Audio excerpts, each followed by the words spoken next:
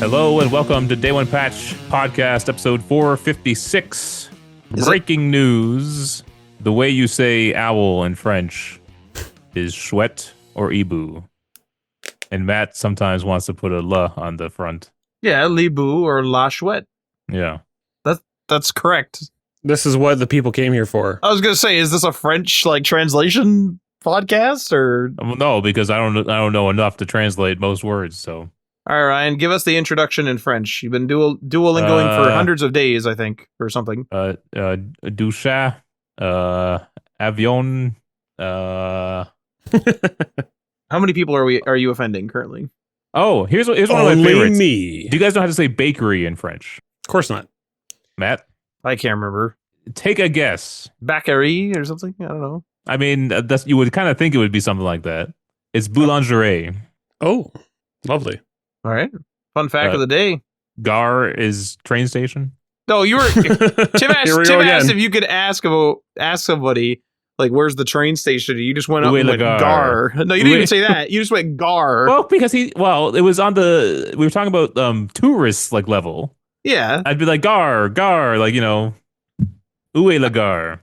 I've been to Quebec. I didn't randomly show up and Où est start la going. gare? No, oué. Just go. Gare. Actually, that's what Steve the Pirate says in Dodgeball. He says gare. What the hell? He loves the fish. I'm your host, Ryan Johnson.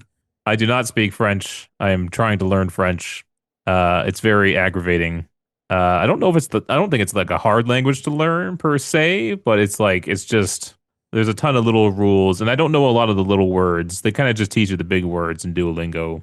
And even then, it's like, they kind of hammer it into you for a bit. So you're learning the same stuff over and over and over and over and over until you kind of hopefully remember it. Tim Spence is here. Fluent in French, I think. That's right, yeah. I'm not Matt going to Lawrence. give you anything, though, just to test you. Oh, okay. That's fine. Matt, I'm doing all right. Yeah. how's your Italian going? I didn't know I was supposed to start. Like You have Italian heritage. I thought you were going to. that doesn't mean anything. It doesn't mean a single thing for me. Like holy fuck, boys! I'm freaking 30 some odd years behind here. Hey, my sister's learning Italian. That's cool. My grandmother was Italian, so Does it mean nothing or does it mean everything? it doesn't mean anything at all. It's just Okay. she's just learning Italian. Through a real instructor, right? Yeah, a guy who's actually in Italy and only speaks Italian to her. He does speak English, but he only speaks Italian to her because just, tossing her in the deep end kind of deal.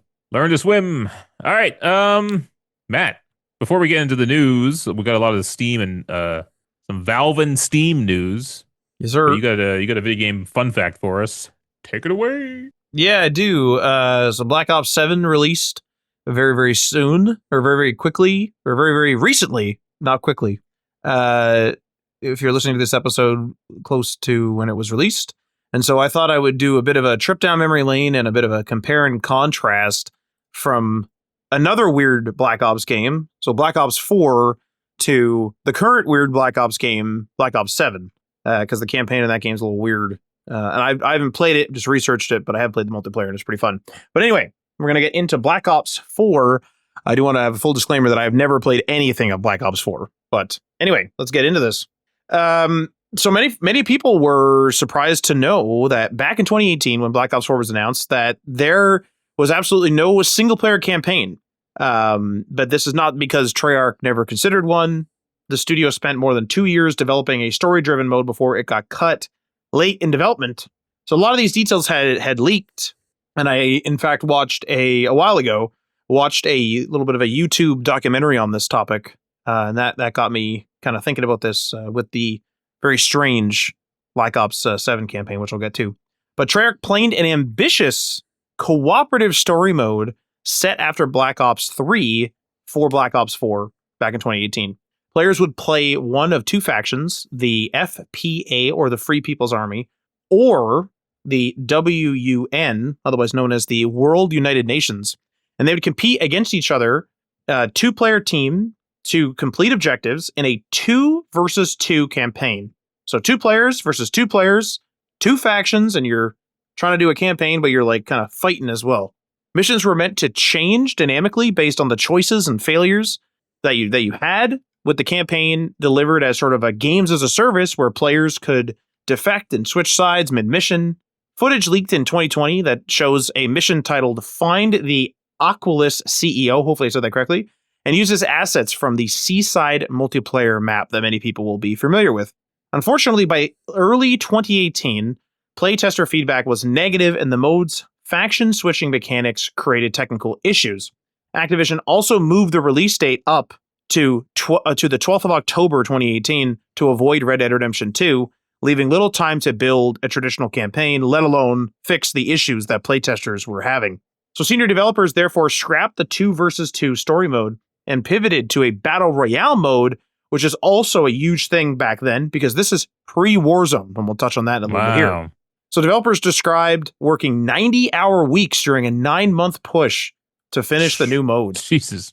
The cancellation of the campaign freed resources for Blackout, which was the Battle Royale mode that was built in less than 1 year. A Windows Central summary notes that the mission footage proves that some form of story content existed, even though Treyarch told Eurogamer that there was never a traditional campaign, and that cutting the campaign opened the door for Battle Royale, which eventually led to Warzone. So for some reason, Treyarch was like, no, there was never a campaign. It was always like Blackout and all multiplayer and whatever, but we know that was not the case, but there are all these leaks. So what was the fan reception back then? So it was 2018, not quite, certainly not quite 10 years ago because COD's released late in the year, but a number of years ago now. And so what was the fan reaction to this missing campaign? Well, pre-release backlash was intense, as it is today, of course. Screen Rant actually reported that Activision required players to buy a Black Ops pass to access extra maps and charged separately for the season pass. Fans, again, were freaking out, and so they launched the hashtag Say No to Black Ops Pass movement on social media, criticizing Activision for splintering the player base and forcing players to pay a premium for a multiplayer-only game. Now, despite this uproar and all these upset things, many reviewers judged the finished game on its merits. So, for example, Games Radar praised the Black Ops 4 multiplayer and Blackout as the best Call of Duty has been in years, but admitted that the lack of campaign was sorely missed, and that Zombies was there, but unfortunately was not a suitable narrative replacement. And at the time, Forbes' Eric Kane agreed that there was no single-player campaign, yet the strong multiplayer and Battle Royale mode still made it an excellent Call of Duty game. Now, I mentioned a little bit of this criticism of monetization, so what's all that about? Now, Activision added paid microtransactions on top of all this several weeks after launch. Now, Kane, the same critic as mentioned before, criticized the practice, noting that a new red dot reticle sold for 100 COD points, and that cosmetics, which used to be part of the base game, were now locked behind paywalls. He described this actually as preposterous, and said that unfortunately players must pay now $100 to get the game and 4 DLC packs. Now, the thing here is that I was talking to you guys about this. This is like an era in which like battle passes were just kind of like starting to take off. And it's weird to have, you pay for the game, you pay for a season pass, and then you pay for, a battle pass as well.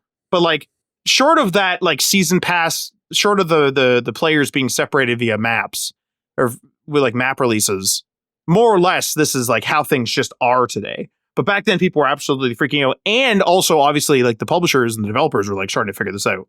So when an NAG magazine article explained how the introduction of COD points and seasonal tiers created, and this is nothing that we're surprised of today, but back then, they said that it created a 250-hour grind to reach level 200. And players could pay real money to skip levels and buy special orders, which was a thing in the game. Oh. This grind and time-limited progression frustrated players because it incentivized long sessions or extra spendings. And another bit of criticism here. Screen Rant's Rob Keys highlighted that the season pass bundled maps that could not be bought individually either, effectively doubling the price of the base game. Keys argued that Activision's strategy contradicted the company's claim that going all multiplayer would, quote, keep the community playing long term. So this is kind of crazy, right? They're trying to like almost like triple dip. It's like, hey, buy the game, hey, buy the maps, hey, buy this battle pass. Kind of crazy. But I mean, this, of course, is now pretty normal today, minus those maps being sold separately. We're used to like buying the game, getting all the maps so that the player base isn't split. But then now we're buying cosmetics and we're buying battle passes or Black Ops passes or whatever they call themselves every single time, every single game. Now, the thing here that's interesting is Blackout was, of course, the road to Warzone, actually. So Blackout, just as a reminder, was the battle royale, and it was the first AAA realistic battle royale mode inside of the Call of Duty series. It was wildly popular on release. I remember seeing clips about it like crazy, and it attracted players who disliked Fortnite's cartoon aesthetics. During its first 2 years, the mode cultivated a dedicated fan base and introduced features like a grappling hook and zombies on the map. Blackout's success proved that Call of Duty could thrive without a campaign, and Blackout was locked behind owning Black Ops 4, whereas Warzone, that launched in 2020, was actually a free-to-play standalone game. So the fact that Blackout was able to get people were actually like buying this game just to play it. Warzone now, of course, just opens those floodgates because it's like, hey, everybody come play just like Fortnite. Activision used Blackout to test the market and then open the franchise to everybody with the free-to-play title. So how does all this compare and contrast to today? Well, of course, we have Warzone, as I've already mentioned, but now we have Black Ops 7, which just came out. And this is also another weird campaign, but this one actually came out. And this is something you weren't aware of, Ryan, which I find interesting. So you had just semi-recently completed the Black Ops 6 campaign. Yeah. And you were like trying to get the campaign of Black Ops 7 installed. There was a bit of a weird update issue on your Xbox or whatever, but you eventually got it all sorted. When you cancel an update, it deletes the game. It messes it up, especially in COD. Yeah, It's so stupid. it's not great. But yeah. So what is Black Ops 7's campaign? And this is weird. This is not really single player, although you can play it one player. It is an always online cooperative experiment, more or less. So Black Ops 7 takes place in the year 2035, about 10 years after Black Ops 2, where Raul Menendez, the antagonist from the earlier games, returns and allies with a new tech giant called the Guild, forcing the protagonist, David Mason, and JSOC operators to investigate a psychochemical weapon known as Cradle. After players complete the 11 cooperative campaign missions, they unlock an end game. The end game is a replayable mode set in a large open world of Avalon. Endgame supports 1 to 32 players, working in squads of up to 4. Players roam Avalon, completing dynamic assignments, leveling major and minor abilities such as active camo, war machine, and crash cart, and progressing through skilled tracks. Now, in an interview, Treyarch Associate Creative Director Miles Leslie said that the studio wanted to create the most connected and social Black Ops ever. And he noted that building a fully designed co-op campaign fit naturally within the narrative because the story focuses on David Mason's 4-person squad. Players can optionally play solo, of course, or they can play with up to 3 friends, and progress carries across the campaign, multiplayer, and zombies. Leslie argued that the co-op storytelling has long been part of Treyarch's DNA, and that Black Ops 7 finally unifies progression across these modes. Now, critics, of course, kind of got their hands on this, and they quickly highlighted that the campaign is always online, which is very strange for a Call of Duty game, if there is a campaign at all, of course. The campaign is built like a co-op match where solo players must still load into an online lobby. There are no AI squad mates, so playing alone feels like a weird, wave-based mode with little variety, according to these critics. And it's very bizarre. And if you quit, you must restart the mission. There is no pause or difficulty settings, and there are no checkpoints. The majority of the campaign abandons the linear, character-driven moments that made past Call of Duty campaigns memorable. Although I remember in my research, somebody was complimenting one of the missions had a pretty cool stealth segment. Now, Forge reviewer Eric Kane described the always online design as a huge problem because there is no offline mode. Players cannot pause, as I mentioned, and they will actually be kicked for inactivity. He recounted, in his own experience, leaving the game during a mission and then returning to find himself booted from the match. He emphasized again that there are no checkpoints, so being disconnected forces players to restart the entire mission. He criticized Treyarch for eliminating basic campaign features like AI squad mates, plausible military storytelling, and the ability to pause. I have not played this, but I did watch a video. And there is a giant floating, maybe, but a giant demon man that all the players were shooting at. Mm. and it was kind of posted in like a meme format. So I don't know how like legit that clip is. But I mean, having done the research for this, I wouldn't be surprised if that's it. But that's it. That's the story of 2 weird Black Ops games. Black Ops 4 with, of course, the Battle Royale that made Warzone, and then the canceled campaign that, like, I mean, didn't make its way here, but it was a weird campaign that was canceled, and then finally a weird campaign made it to the players. Why is it always Treyarch making these weird decisions? Well, I think Treyarch, I mean, I'm sure that people would get angry about this, but I think that Treyarch is kind of the one that pushes Call of Duty forward because they came up with Omni Movement. They seem to take more risks, at least. Yeah, like they went back to World War II when no one was doing that too. Like they made Call of Duty World War II. They made Black Ops, which was like kind of like a horror setting for the first time, the very first one. They had this Black Ops 4 thing, like I mentioned. They had this Black Ops 7 thing. And Black Ops 6 had like a huge launch because of Omni Movement and other things. So I don't know, to me, they kind of push things forward. I think Infinity Ward games writing typically pulls me in more. That's just a personal thing, though. Yeah, no, I agree. But I will say that I think Infinity Ward makes more missteps.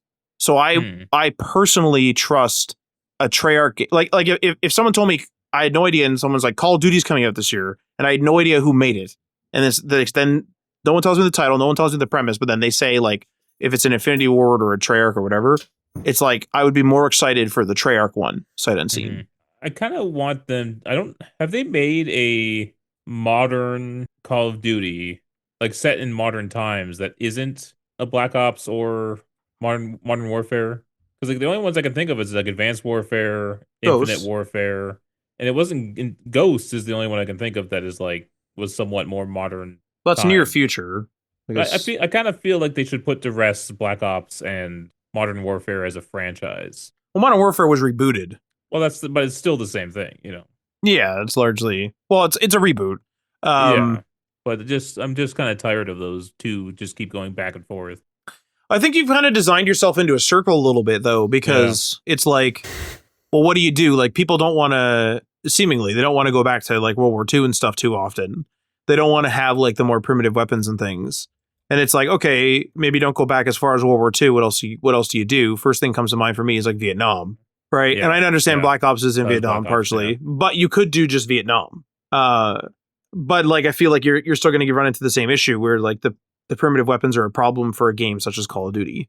I just think they need a refresh. I'm always pro not reboot, but like just I don't know. Well, like, I don't know about you, reboot, but I sympathize with the Call of Duty guys because it's like they've gone into the future, they've gone into the past, they've gone into near future, they've gone into current day, and like they're just making a competitive shooter. So it's kind of like, where else do you go? Where else do you go? Like, yeah, you can have good narratives and different stories, but I mean, if the campaign is kind of an afterthought sometimes now, it's like where else do you go with it? Even the battlefields, it's like Battlefield becomes generally more grand in scale, right? And I mean, there's exceptions. Like Battlefield 1 was like super gritty, really violent, and like really chaotic. And so like that one broke through. So it's possible that they could do that, but I guess there's not really where else. Like, yeah, it's like Korea is basically World War II with like crappy helicopters. You know, it's like like you've already done the future. You've already done Infinite Warfare. Like you could do that again. You know, nothing's stopping you, I guess.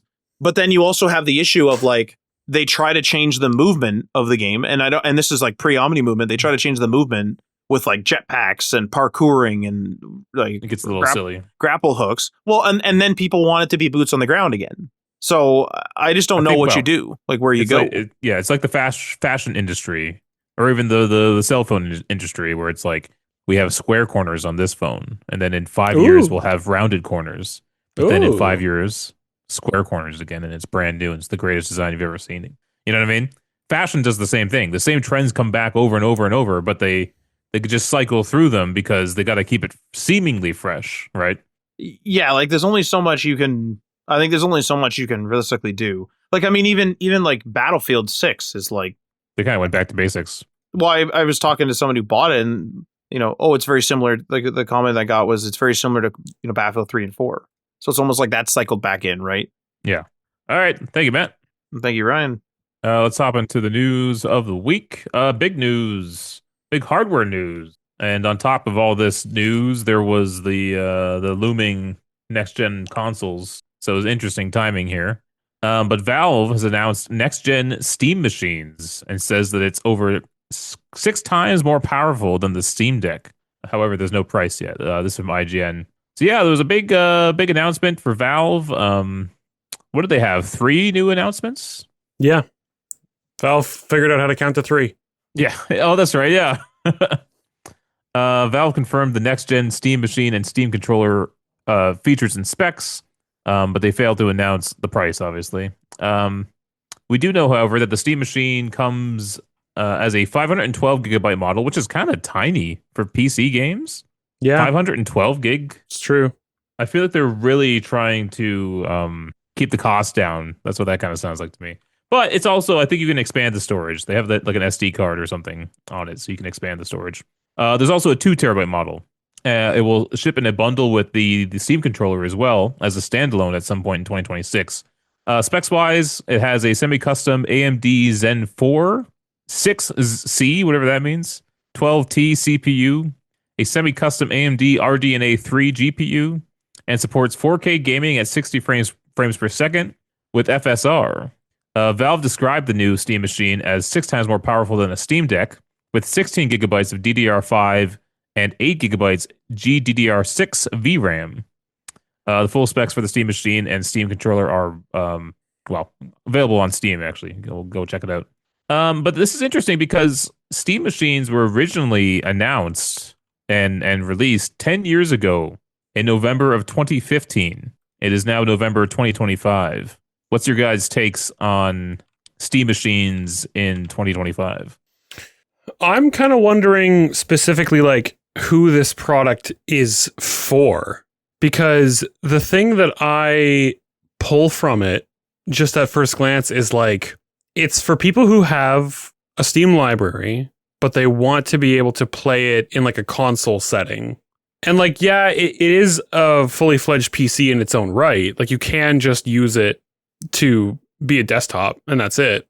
But it's like, it's clearly supposed to be a set-top box that can connect to your Steam library, and then you use it in conjunction with a Steam controller and you play it on a big screen or off a projector or some other like setup that is not at a desk with a monitor, right? Mm-hmm. But if they're trying to snag like the console market for Steam, these people don't necessarily have a Steam library yet.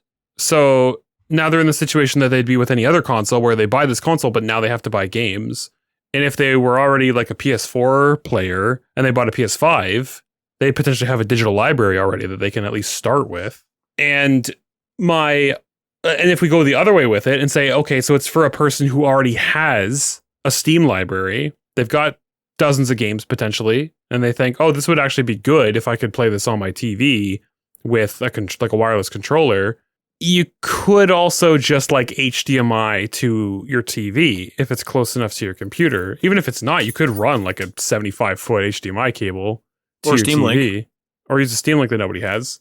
So, well, they have an app now though that replaces it. Or use the app, right? So it's like as long as your Wi-Fi is fine, or if you can connect your like TV to Ethernet in some description, like you can do it that way too. So I just have to say I'm a little confused specifically who this product is for. Because it's a tough sell because the Steam Deck was very much a companion to your PC and your PC Steam library. Yeah. And so it's like, okay, I'm a PC gamer with my big freaking 5080 at home, and then I take my Steam Deck on the go. But now this is being like, what if you don't have that computer? But then you have to then buy Steam games and you have to start that life. Is there enough of the population that is looking to get into PC gaming, but kind of wants it to be more console in essence? Or living room setup, yeah. Or in a living room setup, yeah.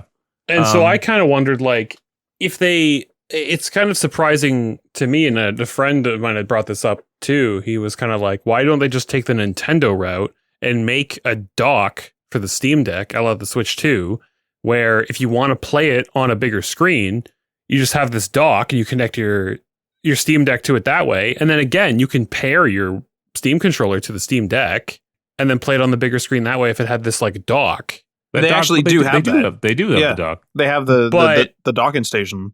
But go switch 2 route where it's more powerful when it's docked. That would be sick. Yeah, that'd be sick.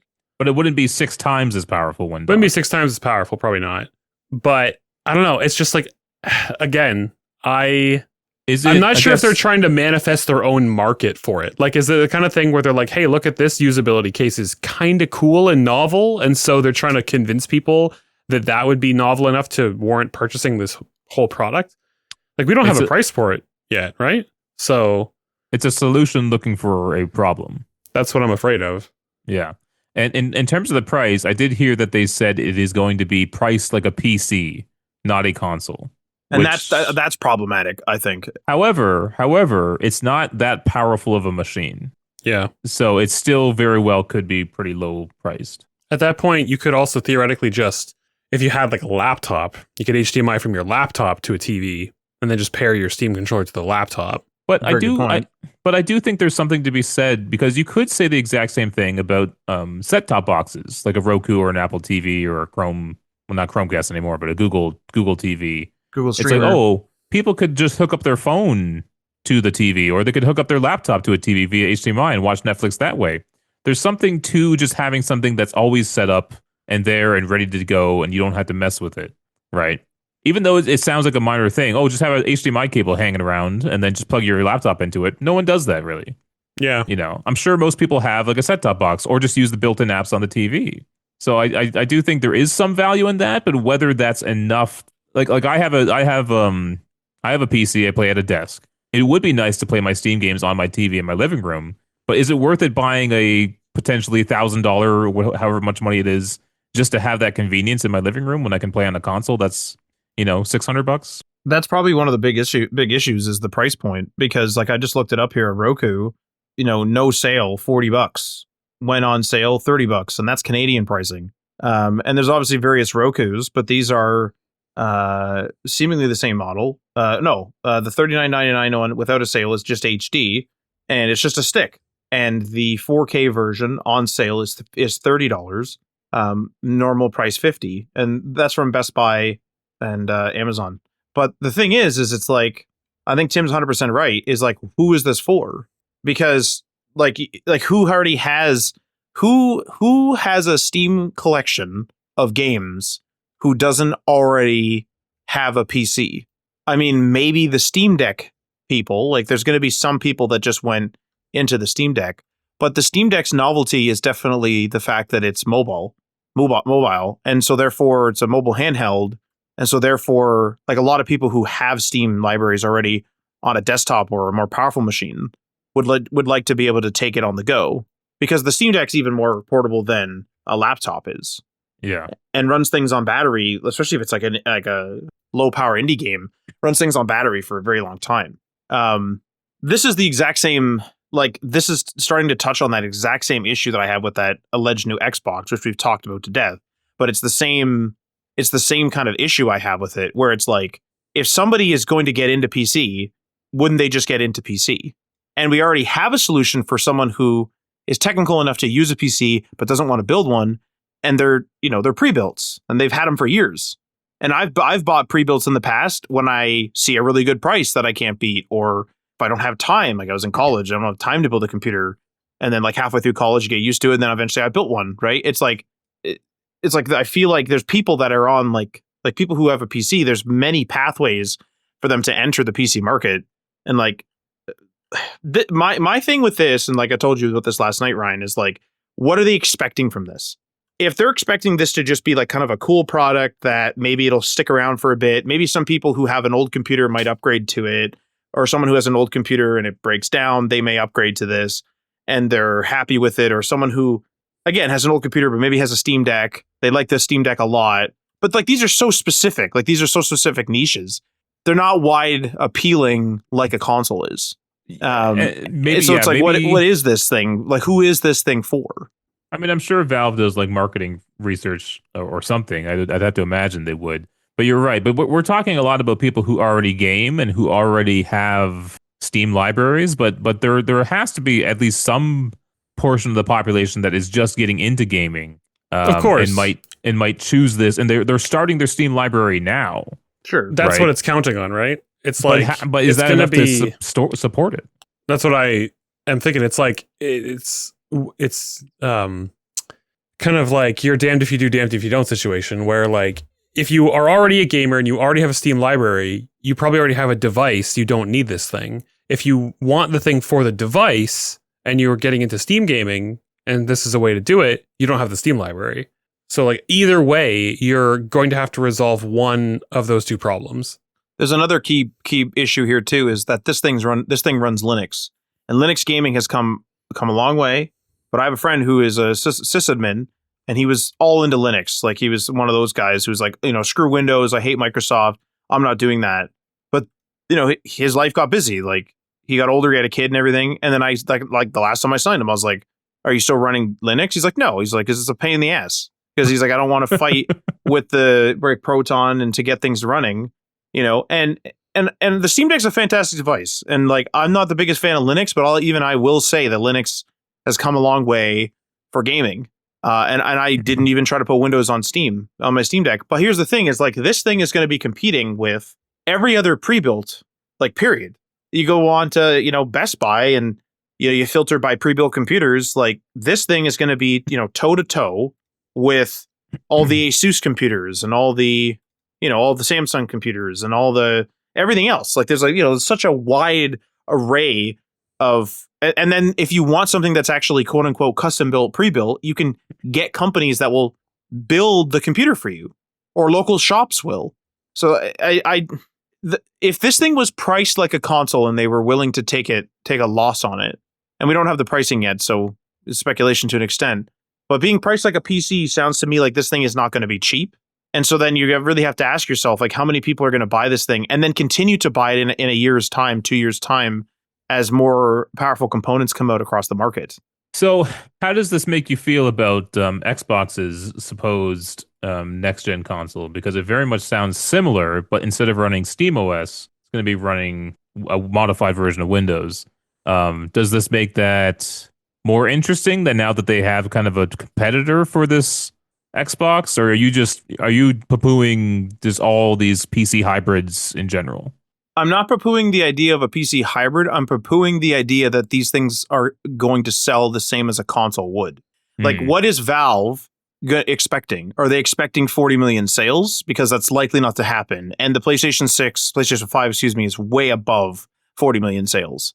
What is like Xbox expecting from their Xbox PC hybrid? I mean, if they expecting 40 million sales, well, they probably shouldn't, because that's what their current Xbox sold, or that's I think they are expecting somewhere 40 around million sales. And to me, it's just not going to happen. Like, I'll give an example. Like, so I needed an Ultrabook for work because I have a gaming laptop, and it was great, for working on it because it's basically a desktop replacement. And my desktop at the time was really old, but I got to the point where like I was demoing stuff at the time.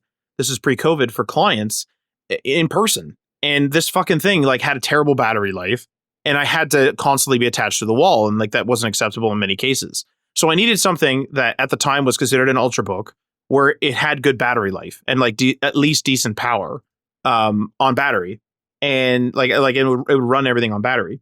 And like I ended up finding one, and I was gonna go to like I use a lot of Samsung products. I was just gonna go buy a Galaxy Book, but then my business partner was like, "Hey, go take a look at this from Asus. It had better power, it had similar battery life," and I bought that instead. Like you know what I mean? Because it's virtually the same UX. Like there's some things that are going to be different, certainly. Like this computer has a screen fingerprint sensor. This one doesn't. This one has a better screen. This one doesn't. But it's virtually the same thing because it's running Windows in this particular case. So what is the thing that differentiates this Steam thing versus that Xbox thing from the market at the market like at large?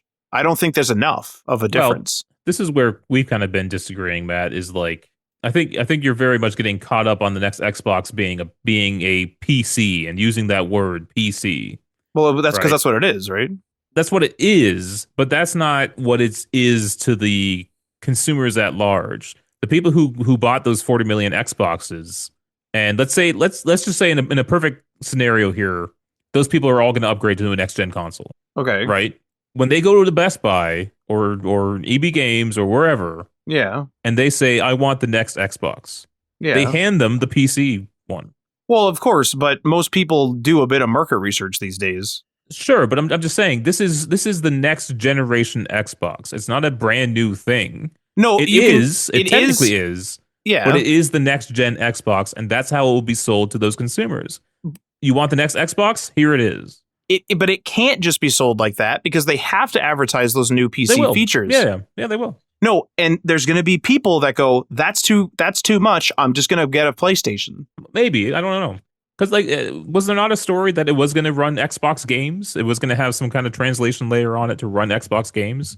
And that's great. You'll be able to boot it up and play all your Xbox Series X titles. I'm not poo-pooing the not even this Valve one. I'm not poo-pooing the idea of these necessarily.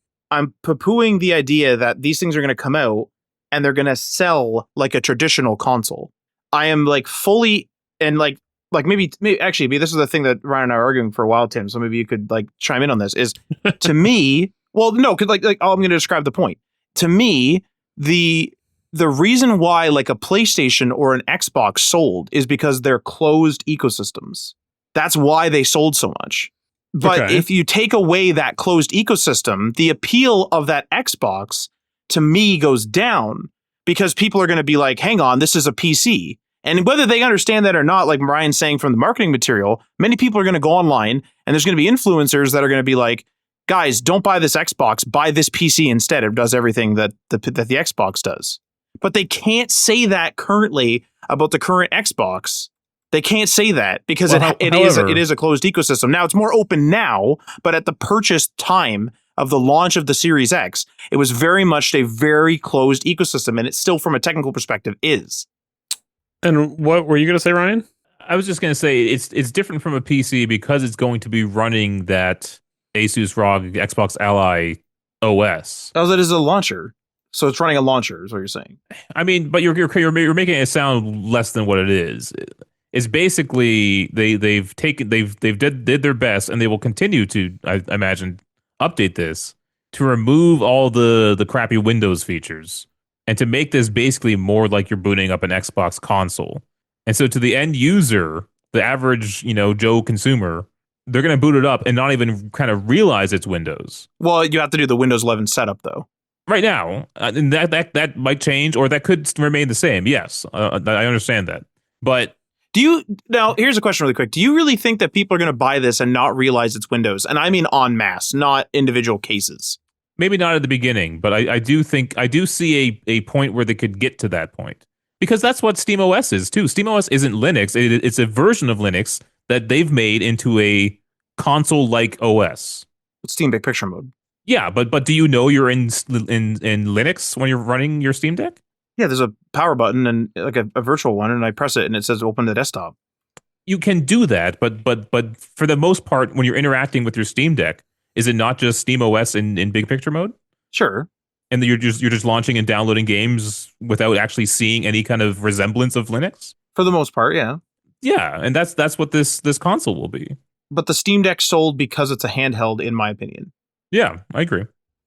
Like Tim, like what do you think about that? Like, do you have any, like, I put a lot of stock in the idea that like Xbox and PlayStation made ecosystems. They make their 30% on their sales. They have their controllers. They control the UX, the UI. They control the games that go on there. They get a royalty of some sort, I believe, for when people develop games on there. There's a whole thing. There's a whole ecosystem there. Yeah. And Xbox is giving that up, and they're entering in the market and the market is a sea of pre-builts.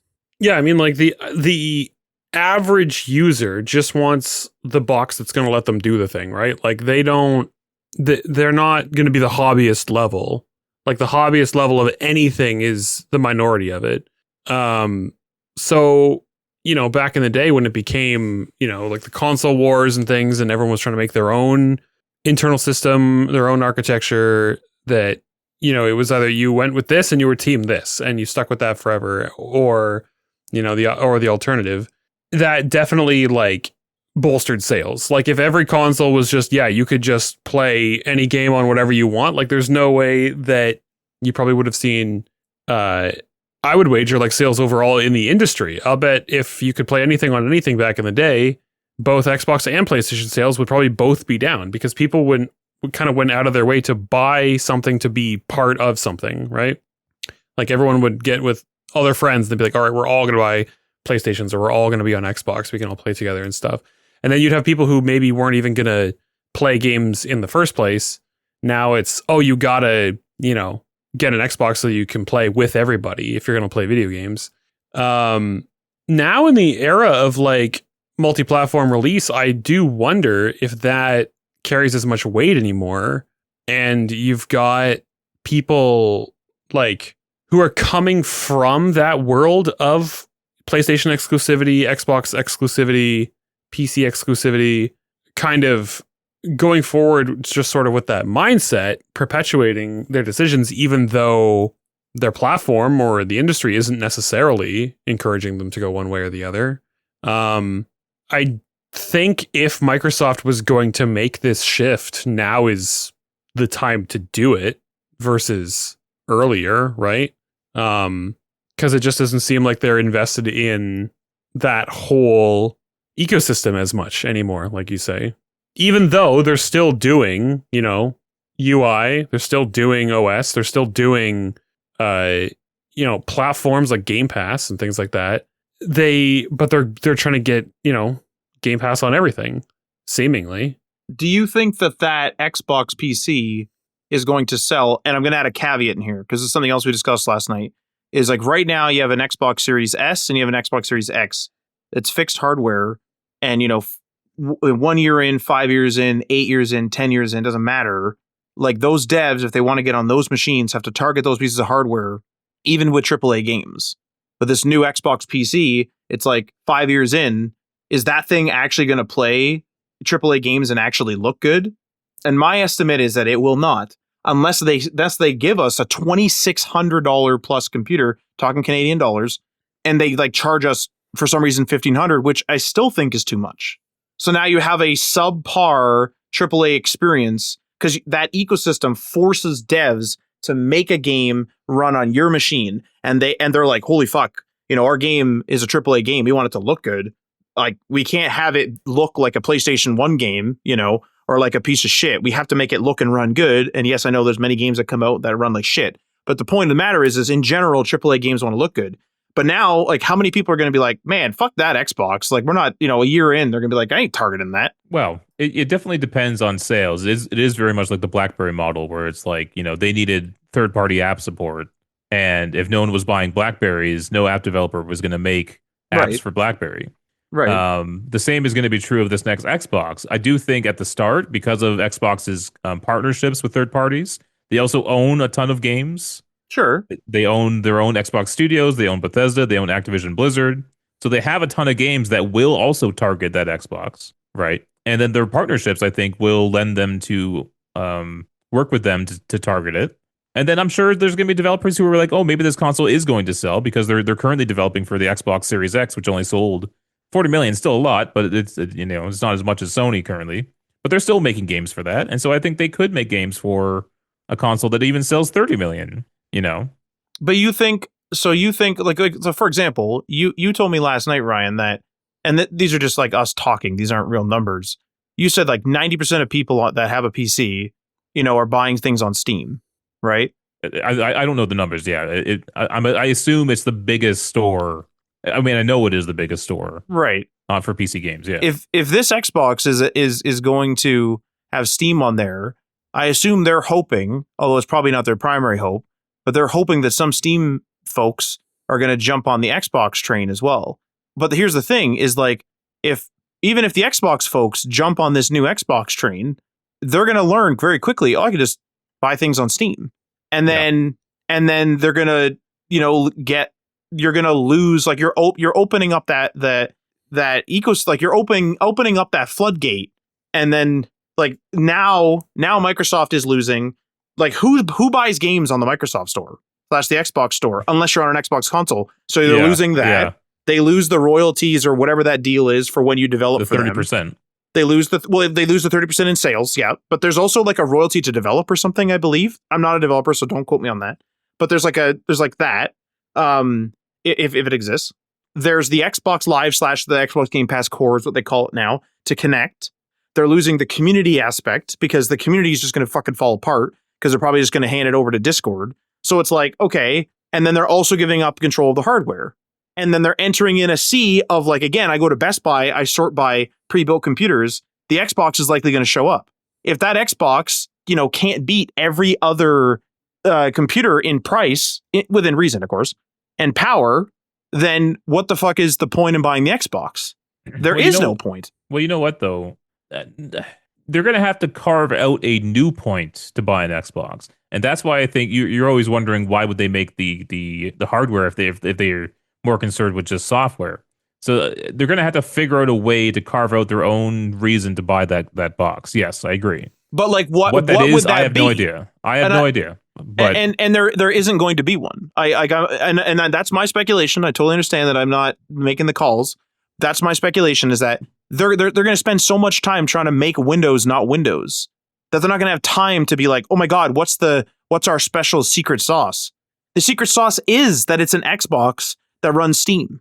However, like you were talking about, if people have access to the Steam store on an Xbox, they might just buy everything on Steam, and that's very possible. But there's two things: Xbox sells games on Steam, so they don't care if you buy it there. Obviously, they make more if you buy it from their store. But that's true of Ubisoft. That's true of I don't know what else. Epic. That's true of anyone.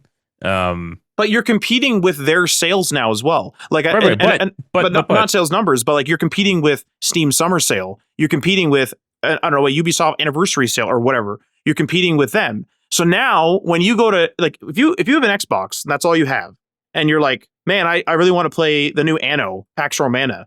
It's like you look on there, you put it on your wish list, and you wait for a sale that Xbox offers you, or you buy it full price, and that's where you buy it. Right? The only third-party thing you can really purchase from is either a key seller, which I think is still around for Xbox, or you can purchase it on disc if you have a Series X, right?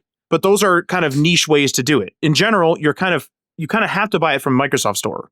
Yes. But the problem is how many people now are just going to go on Cheap Shark on their Xbox and go, well, I'll just wait and see. Like I'll look for Pax Romana. And I'll look and see, it's on the Ubisoft. It's on Ubisoft Connect. It's $100 off or whatever. I better do that now. Like like these are smart consumers. Consumers do not want to spend hundreds of dollars if they don't have to. Sure, but like I said, their primary focus is people buying the games that they don't care where they buy them or where they play them. They want them playing Xbox titles somewhere. Right. But hang on, why make a piece of hardware then? Because, like I said, they have to figure out a way to make that a compelling device for someone to purchase. I don't know what that is. You don't know what that is. We don't know what that is. They'll tell us at some point. Okay. But the other thing is, if people are buying on Steam and not the Xbox store, what gets them to the Xbox store? And that thing is Game Pass. Now, yes, that they had that big price increase, and I don't know if they lost a lot of numbers. They know the numbers. We don't. But Game Pass might bring people over to their store. Sure. And that might be the only thing that actually people do there. That's all I do. I don't really buy games on the Xbox app on my PC. But I play both Xbox games and Xbox third-party games on my PC through that app from Game Pass. Yeah. And that is much more like the Netflix model, which I think they are trying to mimic. We have a subscription service.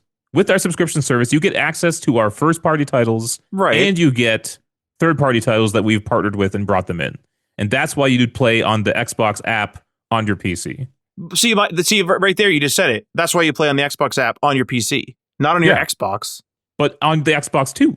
Yeah, but like my big issue is... That same argument works on the Xbox PC. Why make a piece of hardware if you're trying to be like Netflix? They'll have to choose some compelling reason why. I don't know what that is. So you think there is going to be a compelling reason? There's going to have to be. Because they're going to have to compete with Steam machines and PCs and other things. You can't just come out with the same thing and expect to break into that market. There has to be some reason. I guess we'll find that out. Competition's supposed to be good. They're opening up the floodgates of competition here. See, I actually think it's going to go in the opposite way. Sony is going to lock down because they're already pretty well locked down. Yes, they dabble in PC and mobile. I'd argue they're opening up. No, well, they're opening up a little bit for multiplayer games. But like, I don't see Last of Us on Xbox. It for will be on example. the next one. It'll be on the next one. I don't agree with that. I do not. It'll be on Steam, on the Xbox No, PC. but that is not it's not the same thing though. That's not what we're talking about. That is a PC. An Xbox PC. But do you think that Sony's going to be like, all right, let's open up, and then for the PS7, we're just going to make the same thing the Xbox has. We're going to make a PC hybrid console. Why the fuck would they do that? They're the king of this traditional console. Then they have no competition. Because budgets have exploded and dev times have gotten so long, you can no longer make a profit, or at least large profits, selling on one device.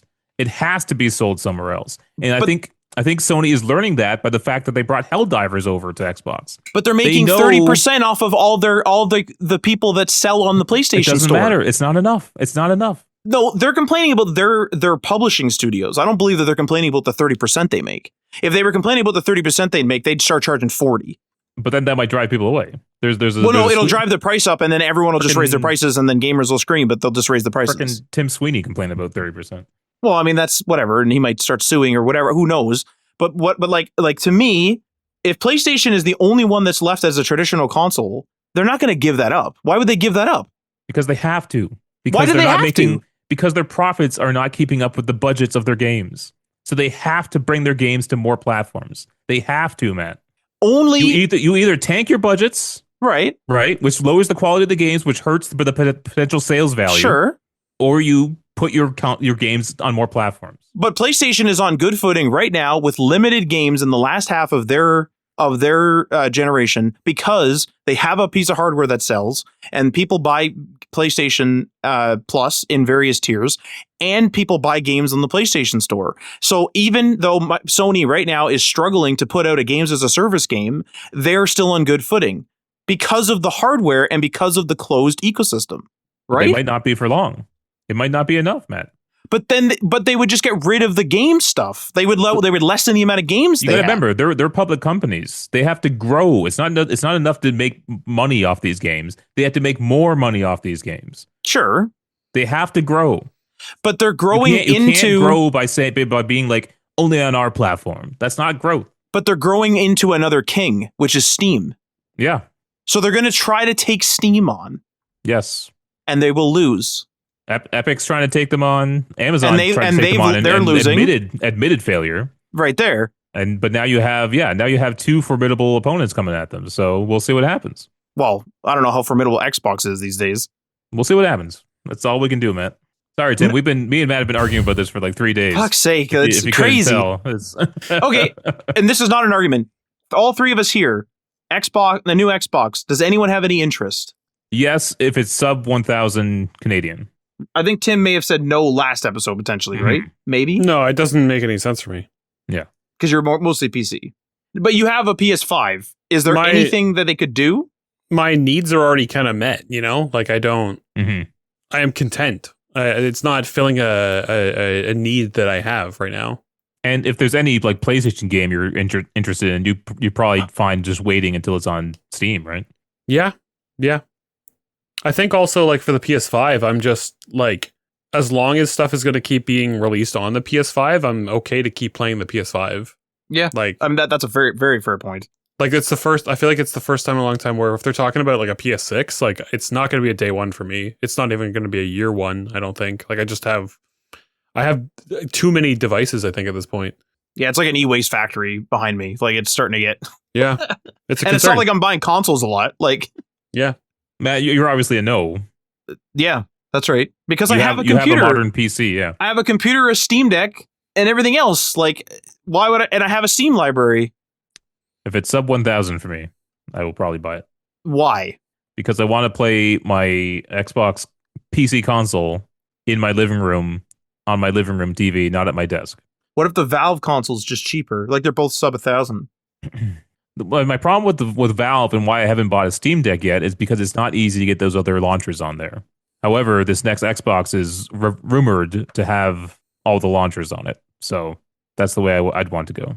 Watch like we're all yelling and screaming and all the next Xbox is a traditional Xbox. No, with a Steam like partnership. where like Xbox is taking 20% or something from Steam, and Steam's okay with that. And it's like the first time that like Steam is on Xbox, and then everything's just fucking fine, and I'm gonna buy it right away. Like That's all just immediately resolved. Yeah. yeah, I was also thinking it was just going to be a normal Xbox, just a normal console. and then I'm there again. Like I'm just fine again. Yeah. All right. Well, Steam also announced, or Valve also announced, a controller. The controller's pretty interesting. This is from PC Gamer. The thumbsticks they weren't Hall effects thumbsticks, Matt, but they're magnetic something. What are you telling me specifically, Tim? You don't need to hear this. Yeah, No, because you have the interest in taking your DualSense and putting Hall effects sticks in there. That's true. Yeah. So this is, at least as far as I know, the first commercial controller that has Hall effects or magnetic sticks in it. The Steam Deck doesn't, right? No. Yeah, so that's pretty interesting. That is pretty cool, I will say. The 35-hour battery life's pretty good too. Still not as good as the Pro controller from Nintendo, which was like 40 hours, wasn't it? It's like 70 or something in Oh my my experience. God. It's, What are it's they really doing? long.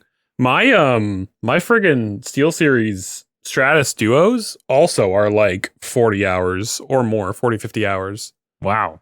That's But sad. I am tempted by that Steam controller though. I would like a really nice, like, as much as I love the Stratus Duo controller, like the sticks are on the way out. They're like the only controller sticks I've ever had issues with. And I don't want to just get rid of the controller because it's totally great as long as the sticks could be like maintained perhaps. But I love my Steam Deck and I would love a really premium controller. Mm-hmm. It does have the two trackpads on it, very much like the Steam Deck. People have likened it to just taking the screen out of the Steam Deck and smushing it together. Yeah. Yep. Now I know people get kind of herm to herm about this, but it has a PlayStation layout in terms of the analog sticks being in parallel with each other. Oh, the symmetrical sticks? Yeah. Yeah. Oh, man. Hooey. I don't know why people get in such a tiffy about it, but like it never really bothered me one way or the other. I can play both and enjoy them equally as fine. Yeah, I mean, coming from Xbox, like I was used to the Xbox layout, and then when I got a PS4, I was like, "Oh, I'm gonna have to get used to this." And then beyond that first day, I never thought about it again. Because it's literally not that big of a difference. It's like my thumb's over here, and now it's 2 centimeters over here. And it's like, oh, okay. I guess it could be if you have like particular wrist or thumb or joint something going on, like it might be a problem for some people. But Well, Adriano has a problem with it. He, for some reason, his thumbs push in to the center They touch. and they touch, but I'm not sure why that happens. I've never played a game where that has ever needed to happen, where my both sticks have to get pushed in towards each other. But I guess he in racing games he uses the one stick for the throttle or the gas, I will say, actually, and then slowly rolls it up the inner side. I do kind of have that problem with the Stratus Duo. The sticks are quite close together. Those are They pretty are close, yeah. together, yeah. So like if like you can see just from that how close my thumbs are. I'm showing Matt and Ryan with my hands in a normal position on my Stratus Duo controller that my thumbs are less than an inch apart from each other. The only thing I can think of for the Xbox is the left stick is a bit more comfortable for your thumb to rest there for long periods. But it's not like my right thumb is that strained from being over in the center. It's not strained, So- but like I do better with shooters with an Xbox controller. That could just be practice, though. The Steam controller is designed to replace the need for a mouse when you're sat on a sofa or lounging in your a gaming chair. This is Valve's second attempt at a Steam controller. The first did not take off, but the company has learned its lessons. There are 2 sticks on the Steam controller. Yes, 2. That's one more than it had last time. Last time it had like those 2 concave trackpads that were supposed to act like a mouse and try to give you the accuracy of a mouse, but in a trackpad or in a analog stick type fashion, which is very interesting. Oh, here you go. The sticks use stick drift resistant tunnel magnetor resistance technology. Magneto resistance. Magneto resistance. That sounds crazy. They're newer than Hall Effect. That's the first I've heard of them. Actually, I just did a little Google here, and apparently they're newer. And it also has 6-axis like abilities. So if you're into that, there's that as well. I guess people do use that for aiming. Actually, there's a way you can use that to move the reticle to get a little more accuracy with a controller. I used to personally play Blazing Angels on the PS3 with 6-axis, and I fucking kicked some ass. I used to fly my plane like as the controller. It was sick. So yeah, what do you guys think about this controller? You guys getting one? Tim, you said you were interested. I'm watching it with great interest. Yeah. I'm in the same boat, but I have about 9 Xbox controllers. Yeah, but I kind of like the idea of having a dedicated PC controller, and so I think I would get one to be like the PC controller. I have an Xbox PC controller that I only use on PC. Same, but Oh. I just like this is an Xbox controller. I want to use it on Xbox, not a PC. So, That's a 20th anniversary one. hell yeah, Nice. open to use, not to collect. Mine is on the shelf, not open to use. And then Valve also announced a VR standalone headset, which is kind of interesting. They're still really trying to push that and make that a thing, but I heard it's pretty decent though. I've been kind of eyeing a Meta Quest, but not really pulled the trigger yet. But I'll be taking a deeper look at this new VR headset from Valve. I think it's cool that, it's kind of cool and interesting that VR never seems like it's very far away, but never seems like it's very in the zeitgeist either. It's like it's almost like always kind of like peeking in the door a little bit. Because like we hear about VR games, everyone knows what they are. New headsets get made, but yet very strange. All right, that's it for the news for this week. Moving on to just something fun to do. Game Informer released a list of every 10 out of 10 score they've given to games over the years, and I think we'll just kind of go through them and kind of talk about them, talk to see if we played any of these, kind of what we think about them. Oh my god, they have a list here of the games that almost got 10s apparently too. I like that their 10 list is chronological. That's kind of interesting. So yeah, that would be then release date. Yeah, that's right. So Game Informer started in like near 2000, issue 91 from November 2000.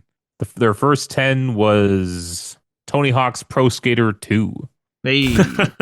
Is that a 10 out of 10 game? I've never played it, not fully at least. So obviously the biggest thing is we're going to have to like think about it relative to everything else that was out at the time, right? Everything that came before it. I know a lot of people that think very fondly of the Tony Hawk games. I kind of thought the Underground games, Thug 1 and Thug 2, were more well received than Pro Skater. But yeah, no, and I would have thought that people like Pro Skater 1 more than Pro Skater 2. I didn't play a lot of those games. The first Tony Hawk game that I really played a lot of was Underground 2, I think. And then I played the hell out of American Wasteland. But there's a lot of Tony Hawk games. And It's Ride, hard. right? You're playing Ride? Hell no. But it's funny you were talking about like imagining the times in which these came out. It's very hard for me to imagine a Tony Hawk game, let alone a Tony Hawk game, but like a skating game in general getting a 10 nowadays. I don't know why. It's just like there's not as much development and polish put into some of these games now, because they just don't sell like they used to, I think. It's a result of the Attitude Era, right?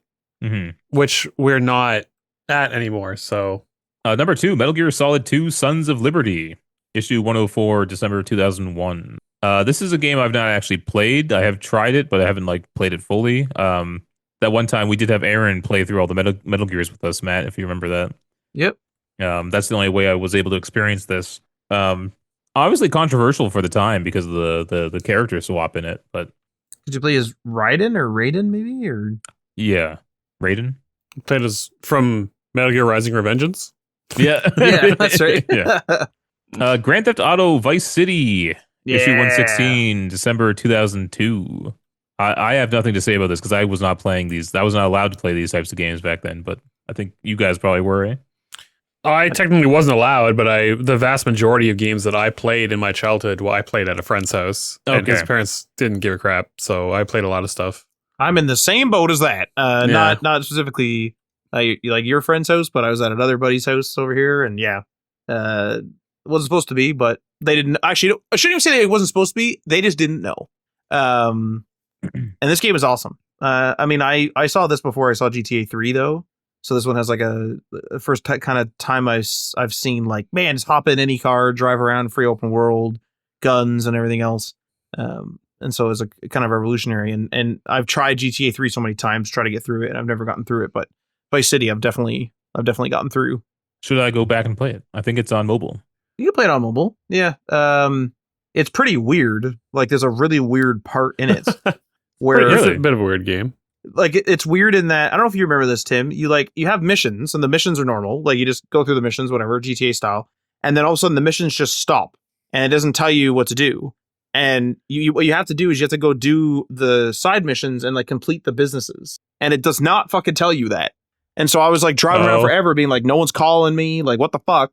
And then I looked it up and people were like, yeah, you have to go and like do, this mission, that mission, this mission for all these like side businesses. And then once you do that, then you'll get a phone call and get the final mission or final run of missions. I don't specifically remember that, no, but I'm not surprised in the least. It's a weird game. Number 4, Metroid Fusion. I have no idea which game this actually is. That's GBA. I've played this. Oh, is it? Issue 117, January 2003. This is the game I learned I don't like Metroid. So So it wasn't a 10 out of 10 in your books. no, definitely not. Metroid's just not my thing. When the Metroid Prime remaster came out on the Switch, I finished playing it and I was like, you know what? I never played a lot of the Metroid games. I should go see like what other Metroid games there are on offer. And Fusion was one of the most highly rated when I looked stuff up. And it was, you could like play it on the Switch emulator, like the Nintendo Online stuff. So I started playing it and it did seem pretty solid. Like I was into it. And then I got playing something else and I forgot that I had started playing that and I kind of fell off. But Oh, yeah, it's still installed. I should go back and keep playing it because it was fun. But I think I have reached a point now in my life that like there are just so many current games that I want to be playing that even though when I was younger, especially in my like older teens and stuff, I was really a big retro in a real big retro phase for a long time where I was going back and playing. Majority of the games I was playing were games that I either played in my childhood or ones that were older that people had recommended. And I was trying to go back and kind of amass a bit of a retro collection, but I just can't really do that as much anymore. Because if I'm going to be spending time playing games, like there's enough that's new or that has like come out while I was busy playing other things or busy with like life or whatever, that now when I'm like, okay, I want to go back through my backlog is from stuff that came out in the last 2-3 years and not going back and doing retro stuff anymore. you kind of like spent your time back there at least. You know what I mean? That's kind of like you kind of like I don't know if you fully cleaned it up. I mean, obviously Metroid Fusion I guess is on there, but like it's like you were back there at least. Like so many people just like continually progress forward like all the time, right? Even back then. I just wish that I had played more of those good games that were modern back then, and then, was able to keep up. But there's just too much that I'm interested in playing, and there's just not enough time. Yeah. Number 5, The Legend of Zelda: The Wind Waker. Oh, Issue 120, They gave it April a 10. Interesting. 2003. 10. I wonder what they gave the remake or the remaster. Also a game that I played a hell of a lot of when it was relevant. I probably would have given it a 10 at the time when I was a kid too, honestly. And I think when the remaster came out, I would have also given the remaster 10 because the worst part about Wind Waker is that the second half of the game is a real slog that you're like just going all over the world to find the maps. And then with the maps, you get them translated to find the Triforce charts. And then you follow the Triforce charts to get the Triforce pieces. And you need a shit ton of rupees to go to Tingle and translate those maps to find where the Triforce charts lead. And you can't even metagame it. Like, even if you know where the maps go from like a previous playthrough, you can't do the thing there until you have the map in your inventory. Oh. So like it's so well paced until that point in the story. So in the remaster, they did two things. They made it so that you can get a fast sail so you can travel twice as fast. And they made it so that for half of the Triforce charts, where you go to find the chart, you just get the Triforce piece right away. So you get 4 charts instead of 8 charts, and then 4 Triforce pieces. So it cuts down on that like grind time at the like third act of the game. I really appreciate like remakes, remasters that do that because I feel like games now understand that, hey, like it's not cool to just be like, doing the same grind necessarily, like wasting my time effectively. Like some games are meant to be the grind, but it's like I don't think Zelda like quote unquote meant to be a grind almost in a way. The older games are kind of more collectathons, right? Yeah, Like that era. like I definitely played Link's Awakening to completion, and like holy fuck is that game a collectathon? Yeah, it really is. But Number 6 kind of confuses me. Grand Theft Auto 3 Vice City double pack. Mm-hmm. so it's 3 and Vice City. Is that they Together. gave a bundle a 10 out of 10? That's right. All right. Number 7, Matt, Ratchet and Clank Up Your Arsenal. Hey, the third game. Is that Third a 10 major out game. of 10? I'm a going commando kind of guy in the Ratchet and Clank sense, but Thank you for clarifying. Yeah. which is the second game, but I mean the third game, Up Your Arsenal, is really, really good. It's definitely it definitely steps it up from the second one. Those first 3 games, especially the second and third one, are really fucking good. And I don't mind Deadlocked, but it is kind of like eh. But no, that's definitely a 10 because like Rift Apart was a 10 for me. So Number 8, more Grand Theft Auto San Andreas. that's deserving Oh, for the man. time. Holy Oh fuck! man, what a game! Really? Oh yeah, What a game! Yeah. What a game. It shows the train scene here too, Tim. I don't know if you have the link open, but it has the train scene, which immediately I know what that is. Like fucking Big Smoke. You gotta follow the damn train. You gotta follow that damn train. Yeah. That And- iconic mission that everybody got tripped up on, fucking hated. fucking hard. Like fucking hard the first time. Yeah, I'm going to actually, let me take a look at what's on iOS here. San Andreas is on there. It should be. It's on Yeah. Android, I think. it is. Hang on, I'm going to sneeze. You're gonna They released a remaster for it as well, which was what was that? A couple years ago now. Woo-wee. Yeah, San Andreas is on here. Liberty City Stories. San Andreas Netflix. Vice City. Oh, yeah, Vice you City can play it on Netflix. Definitive. I was gonna say Chinatown San Andreas Wars. Netflix. Yep. I think you get it with your Netflix like subscription, right? Grand Theft Auto 3. San Andreas, $10. Play it on iOS. There you go. Number 9, Halo 2. Oh, That's deserving. another hell of a game. Yeah, that's a hell of a game, is right. There was nothing that came close to Halo 2 at that time period, and as far as my memory is. I don't know if you remember, Tim, but like it was probably the best feeling shooter in both like multiplayer and like single player. Yeah, that's a tough one to beat. That's a really good game. It's also the first time they had online play, which is for the series, which is fucking crazy that it was like that good. Yeah, yeah. Halo 2 was it was a phenomenon. What is So- time period, eh? Yeah. Dual wielding for the first time, Yeah, that's right. The dual wielding was sick. driving tanks and stuff for the first time, and hijacking tanks for the first time in the campaign, especially online multiplayer for the first time on Xbox Live. And poor Bungie, eh?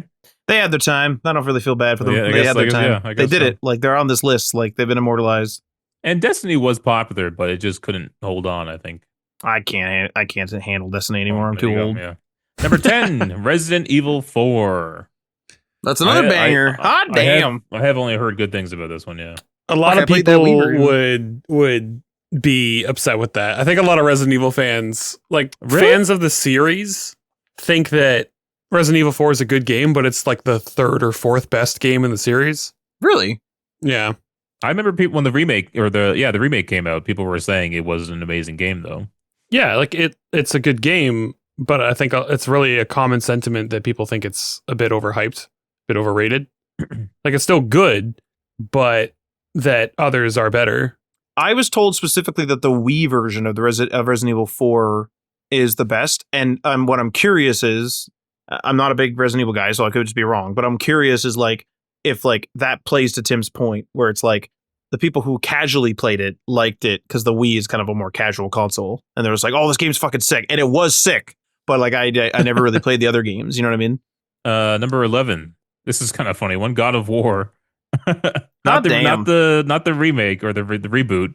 The original God of War. Yeah, hell yeah. That's funny. I can't. I mean, I don't. Did I play it? I think I've played it, but I don't know why it would be a 10. You know what I mean? Mm. I don't agree with that. I agree with it in hindsight. But I think it was kind of genre defining at the time. It's like really, really violent. It's like a beat 'em up game. That's my take on it. Like it's definitely like something that that defined that genre, and then that genre kind of evolved now, specifically in the God of War, I guess. But I can't think of another game like it now. Like like at the time though, Dante's Inferno. But in terms of like today's standard, I don't know what the equivalent is anymore. Because even God of War is not recognizable really now in comparison to this first one. So number 12, Legend of Zelda: Twilight Princess.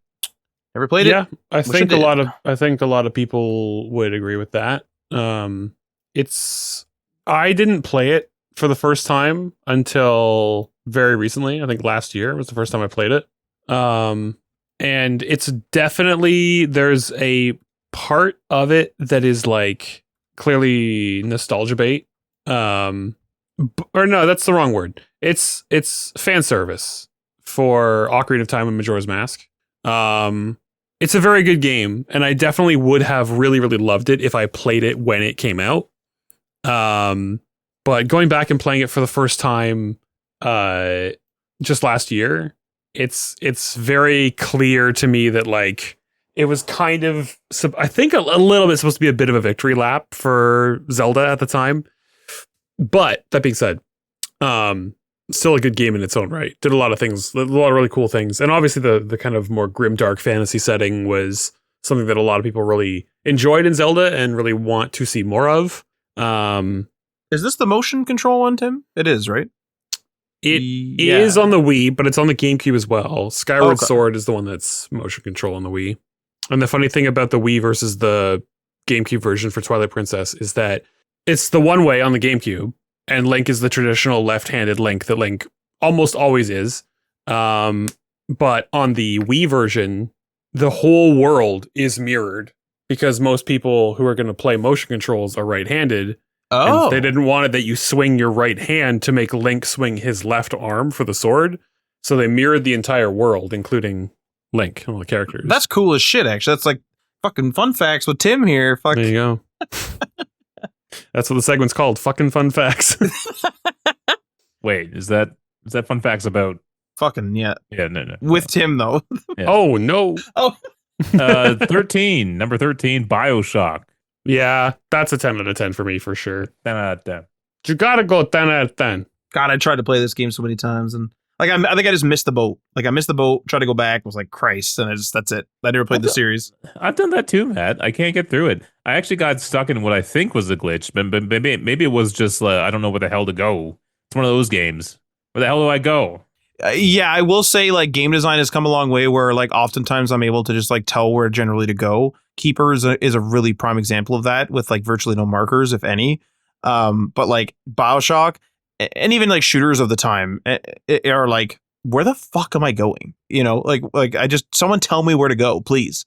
Number 14, Call of Duty 4 Modern Warfare. Now that is something that deserves it. Like definitely. Not that these other ones didn't, but like this is, the beginning of COD as it is now, which is questionable for many. It's a good game too. Everything is so well done, Oh, fuck. I played the fuck out of this game. Holy fuck. The pace of that game is immaculate. It's like perfect. Yeah. Like if they wanted to do a Call of Duty movie, they should just make that game and make it as intense and action packed and cool set pieces and stuff like that, and you'd have a winner. We have to think here too. This is the beginning of perks. Yeah. Perks were new. Loadouts were Kill streaks too, maybe. Kill streaks for sure were new, and they were fixed. UAV. They were fixed, yeah. Bombing run, I think, and then helicopter at 7 kills. Yeah. Number 15, another Grand Theft Auto 4. One of the many Grand Theft Autos I've not completed. I love Grand Theft Auto 4. 4 actually fucking kicks ass, yeah. I actually, I don't know if you agree with this, Tim, but like I love 4 because Nico as a character, like he's he's like an anti, not, I don't even know if we call it an anti-hero, but he's the good guy in the story, but he's just like a fucking asshole, crazy, like very ruthless, but he's like the likable guy. And it's just really weird. And I just like Nico's an awesome character. He is weirdly likable, yeah. Number 16, Metal Gear Solid 4 Guns of the Patriots. This was my introduction to Kojima games and what kicked off my love for his weird, tasty wackiness. And that's a particularly wacky game.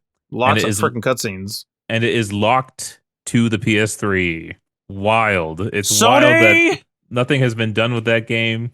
Konami remade or brought the original 3 games to modern consoles, and the expectation is they're going to bring the other games to modern consoles. But is that going to include 4? Are we going to see that for the first time coming to a PS5 or whatnot? I don't know. We'll see. That is something that Konami could do, right? Like it would be like they would be like, okay, you know, we don't have Kojima anymore, whatever. But like Yeah. this is almost like a trump card or whatever you want to call it. Like, you know what I mean? It's like, aha! Like, But yeah, I guess that cell architecture on the PS3, man, just freaking must be a pain in the ass to develop for and to port over to other consoles. So sure. But I'm thinking like this would be a big release. Like this would be a big news if it came over. I would think so. Yeah, yeah. Number 17, Uncharted 2: Among Thieves. That is a probably as close to a perfect adventure game as you can get. Really? Yeah, that's a freaking awesome game. Yeah, I think most people would say Uncharted 2 is the best one. Mm-hmm. Yeah. Never played any of them. That's not true. Lost Abyss. Oh, the Vita one. The Vita one, yeah. Okay. That wasn't developed by Naughty Dog though. That was your favorite Ben studio. Fuck, it's a good game. It's interesting though. Here we see like Halo 2 on this list and Uncharted 2, and with the first games you can very see like the groundwork. You know, oh, there's a gem here somewhere, and then they nail it with the second one. You know, God of War 3, that is a crazy game too. That's good stuff. I never played this one. I've seen it played to some extent, and it looked really cool. But Some pretty awesome god killing in that one. That was the first game I'd really seen of that series. Mm. Just going to a friend's house every once in a while and watching her play it, and like, yeah, that's a crazy game. And then after that, I was kind of made more aware of, the people, the clips, the popular clips, the famous scenes from the earlier games. StarCraft 2: Wings of Liberty. do you rip off that guy's feet? The guy with like the wings on his boots? Hermes. Oh, is that actually what happens though? You rip his feet off? I can't remember specifically. For some reason, I have that memory, but like I don't know if that's I you know think- somebody made a clip like that online or something. I think you break his legs That sounds right. and you stop him from like running around and Stop him stuff. from getting away. Yeah. Okay. Yeah, and like that's like the worst thing that could happen to him is have like his legs like broken and busted and stuff. But Understandable. Helios, like you tear his head off. I do remember that one. And then you use his head as like a lantern for the rest of the game. Fuck, Just that's average- ruthless. Kratos activities. Hercules, you freaking pummel his face in until it's mush. Yeah. That's good. Fuck, I should go back and play the God of War. Yeah, yeah. StarCraft 2: Wings of Liberty. I played this game once. I've never played the campaign, but I have played. I don't really like RTS campaigns myself, but I did play the multiplayer and the co-op quite a bit, and this game's great. Really, really fun. Batman Arkham City, awesome game, super detailed.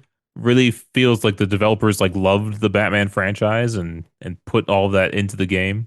Matt, you kind of recently played this. I recently, yeah, I was gonna say very recently. Like, I think it might have just been last winter, and I beat it, and pretty fun. I mean, I am not like an absolutely huge Batman fan. I like Batman, however, and I got like I don't know a lot of the lore, and like that feeling you said, where like the devs clearly really cared and like really loved Batman, that came through because like I was going through things that I didn't realize were references, but I was obviously like acknowledging that there were a bunch of references because some of the stuff's obvious, and then like Marty was like, "Oh yeah, that's reference to this. This is that. This is that." And I was like, "Jesus!" Like this is like layers and layers at this point. Another Zelda, Skyward Sword. That is the Wii one. That was mainly the Wii one. Is that the one you were talking about? That's the one that's exclusively on the Wii. Yeah. That's funny that they gave it a 10 out of 10 because I feel like even though I'm a pretty big Nintendo fan, I feel like I missed out on an era by not having a Wii when they were relevant. Like the Wii was the thing that I would go to a friend's house and I would play Wii games, but I never had one myself. And I kind of didn't like the idea of the motion control gimmick. Like I was like, just give me a game with a controller. That's how I like to play games. If I want to do the like swinging a controller around, that's like a gimmicky thing that I'm going to do when I am in the mood to do that specifically. So because of that, I got a Wii at the end of its life cycle, and I got Skyward Sword, but I only ever really got about halfway through it, and I never finished it. That one has like a lot of like I know you said the other one is on the GameCube as well, but this one's just Wii, like nothing else, right? Okay, just on the Wii. I think it was a bit of a letdown for people because it's like following on the coattails of Twilight Princess. People wanted more of that kind of more, I would say, teenager vibe with kind of the more dark, the more gritty, the more mysterious. Skyward Sword's very bright, very colorful, very pretty. It has some, it honestly, it has some of the, it has some cool, really cool boss fights in all of the Zelda franchise, but it also has some of the fucking dumbest. Oh, Just really, really stupid. Like, and people will know if they played Skyward Sword, they know exactly the boss I'm talking about. That's just really dumb. It's a dumb design.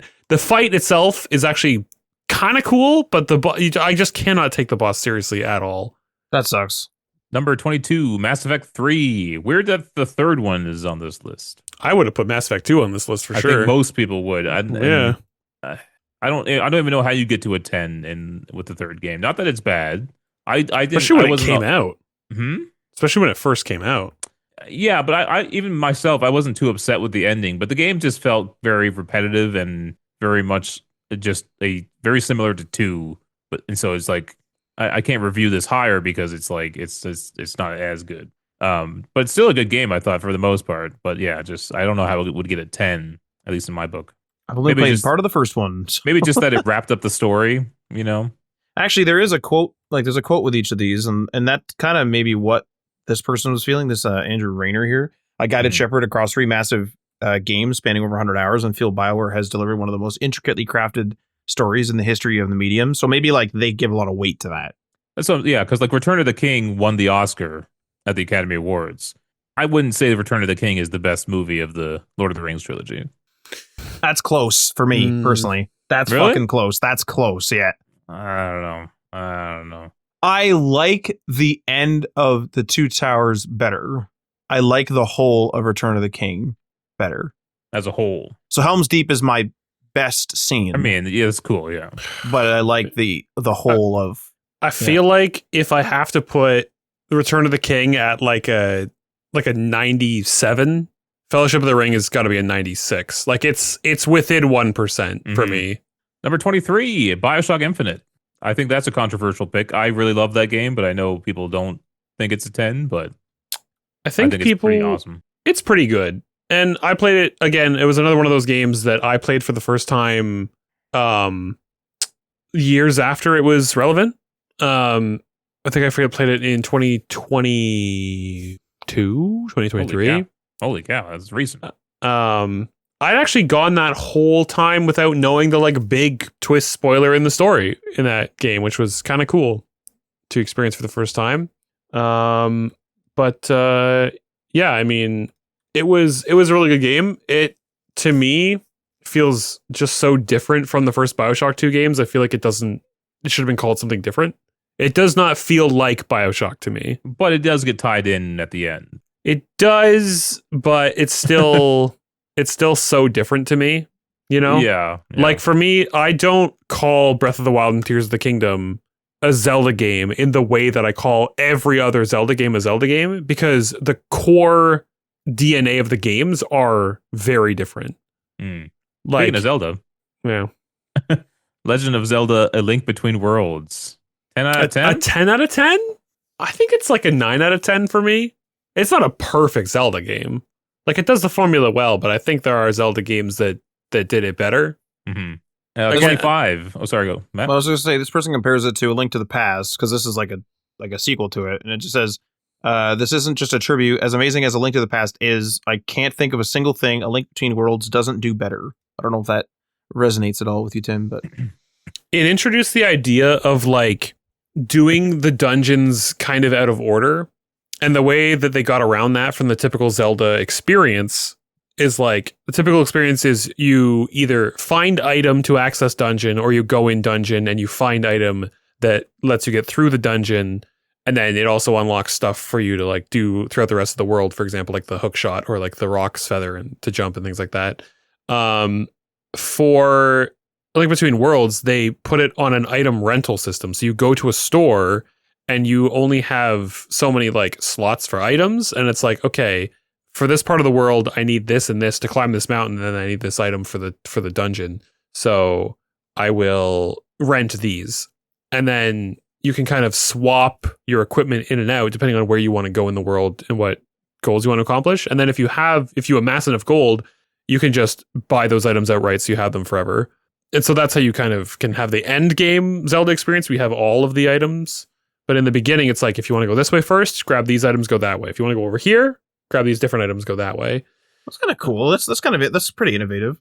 Yeah, it was a cool idea. I liked it. But it's one of those games, I played through it once, and I was like, I haven't felt the desire to play through it again since. But it was fun, and like it did there was the whole like kind of Link can turn himself into like 2D art, and then he like attaches himself to a wall, and then he can walk on a wall to go from one part of a room to another, or like cross a gap, or blah blah blah. And it was like a interesting enough like gimmick to add to the game, but it wasn't a core enough feature that was used in enough different ways, I don't think, that it necessarily added much to the game by having it. So yeah, like there are parts of it that I'm like, I feel like this was kind of unnecessary, right? And it doesn't actively detract from the game, but I feel like it's like, why have it if it doesn't add enough? Right. So it's not a perfect game in my eyes, but I find it interesting that it's called A Link Between Worlds. That's obviously a play on Link's name, correct? Yep. But I always find it funny when like Japanese movies or games do this, because I highly doubt Link's name is the same word for Link in Japanese. He's still called Link in Japanese. Yes. Zelda's still called Zelda in Japanese. Right. And but the word for Link, A Link Between Worlds, I'm guessing is not Link in Japanese. I don't think it is, but I think that is understood. Like his name is meant to be a connection, because sometimes Japanese borrows words from English in the same way that English borrows words from other languages, right? Yeah.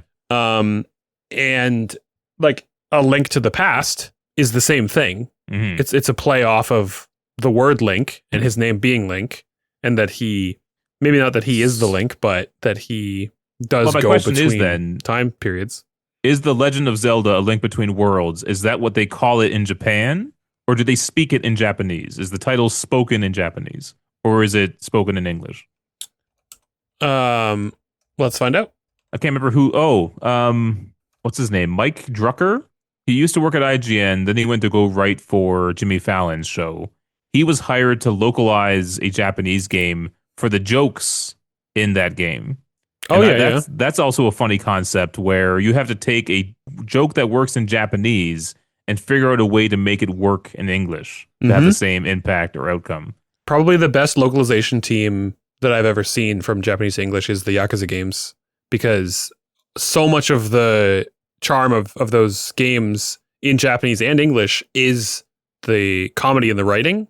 Mm-hmm. And the Monster Hunter games as well, the localization team for the Monster Hunter games is also very good in terms of taking something that's a moment in a game that's a joke in Japanese and figuring out an English equivalent that it also works for.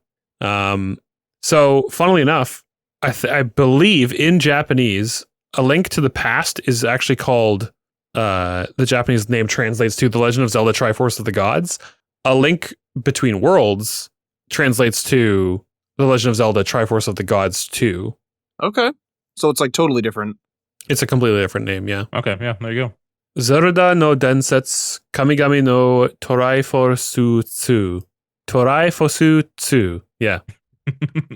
I love phonetic Japanese, where it's like, oh yeah, that's just how it sounds when someone with a Japanese accent and dialect is pronouncing what you think is them trying to pronounce an English word. But it's like, yeah, you have in English Triforce. In Japanese, it's literally pronounced Triforce. Yeah. Number 25, The Last of Us. This is Last of Us Remastered. I was going to say, this ain't the OG. This is the remastered one, bro. That's interesting. So they didn't give one to the base game or the original game? You get nothing. Anyway, this is one of my favorite games, if not my favorite game of all time. Maybe primarily for the story. So it's like, well, is it really for the game then? But I liked it. And the reason why I liked it so much is because like I had an emotional reaction to this game at the very end. I think you're the only person in the world that did. Well, I know, but I'm just saying, I don't get too emotional about things in general. So if something can extract an emotional reaction out of me, that's pretty impressive, I find. And this game did that. So that's why it's just kind of by default on the top Makes of my its mark, list. yeah. Yeah. It was Kayla's favorite game as well until Baldur's Gate took it over. Oh, really? Yeah. I mean, Baldur's Gate. That's a pretty good one to take it over. Number 26, Overwatch. Now, this is back in the good old days, 2016. That probably was a 10 out of 10 back then. Nowadays, 7. Oh. The mighty have fallen. The charm is gone. The character of it is gone. The feel-good nature of it is gone. The hopefulness of it is gone. The fun of it is kind of gone. It's now just a please give us more money game. Number 27, man, Legend of Zelda Breath of the Wild. Man, Zelda's fucking dominating this list. Zelda must be the most on this list. Holy cow. I'm feeling maybe a bit of bias. Maybe, yeah. Number 28, Red Dead Redemption 2. That is yeah, a masterclass game. That might be the first time in my life when I was playing a game and I was like literally the first time in my life that I was like, I am playing a 10 out of 10 game. Yeah. Like I would have to beat a game and then think back on it and be like, was this a 10 out of 10 for me? But that was a game that like when it came out, when I was playing it, I was like, this thing keeps impressing me. There's so much more that is making me increase my opinion of this game in my mind than to decrease it as I went along. There are certain games in my life that I've played where while I'm playing them, I said, man, am I glad I'm alive to experience this. Yeah. And that like Red Dead's in there. I think Elden Ring was in there. Wow. Yeah. I think this game, like, it might be my current favorite game, actually.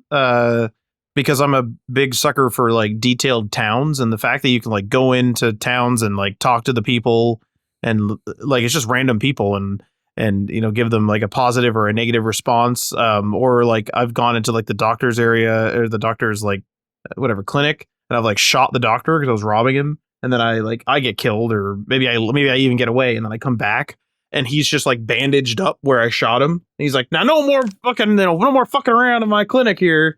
Like, just get patched up and get the hell out of here, and things like that. And then, like, the really cool, there's like the logging camp, and the logging camp actually like cuts the trees and processes them, and then they like clear out.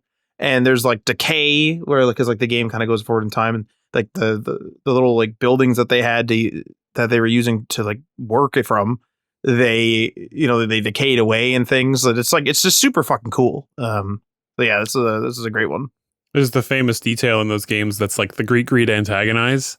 Like some of the best writing in that game is if you see a person, you greet them again, then you antagonize them. And it's so good. Sorry, go ahead. You just have moments where like someone's playing a banjo on a porch or whatever, and Arthur will go like, it's pretty good. And they're like, thank you, sir.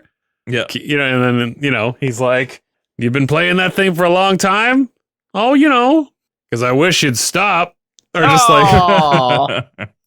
I had a pretty good altercation with the guy who ran Emerald Ranch, where I kept petting his dog and he hated that, and he's like no, don't you pet that dog. And I like walked up and just started petting him, and he's like, you do that again, I'm gonna come off this damn porch. And I like pet him again, and so he comes up, and I just used to, every time I show up at Emerald Ranch, I'd beat this guy until he knocked it. Oh my god. And it got to the point where I would show up and he'd be like, now don't do it. And I'd just go and pet his dog. And he'd be like, you son of a bitch. He'd come running off the porch immediately. Like, what a problem to have with someone. Yeah. Number 29, Last of Us Part 2. Also one of my favorite games of all time. And here's how I define Last of Us Part 2. Last of Us Part 1 is like the single on a record that everyone knows and loves. And everyone would say, oh yeah, this song is the greatest song ever. Right? But The Last of Us Part 2 is for like the hardcore fans. Who like, no, it's the deep cuts on the track that are actually the better songs. That's what Last of Us Part 2 is. Now, the TV show, I don't know what they did there. I don't know. I was feeling a little weird on that TV show. They nailed the first season, but that second season, I didn't even watch it, if I'm honest. Last of Us Part 2 is we'll see where they take it, but the game is awesome. The Last of Us Part 2 is how that story had to go. Yes. And I think there were a lot of people that didn't realize they just would rather Correct. have not known. Yeah. They thought they wanted to know, and they would have rather not known. But they thought they were in a fairy tale world. No. Yeah. You were in The Last of Us, baby. There ain't no good outcomes. It's you The know? Last of Us, baby. I've never heard anyone say that ever. Right off into the sunset. You know what I mean? Yeah.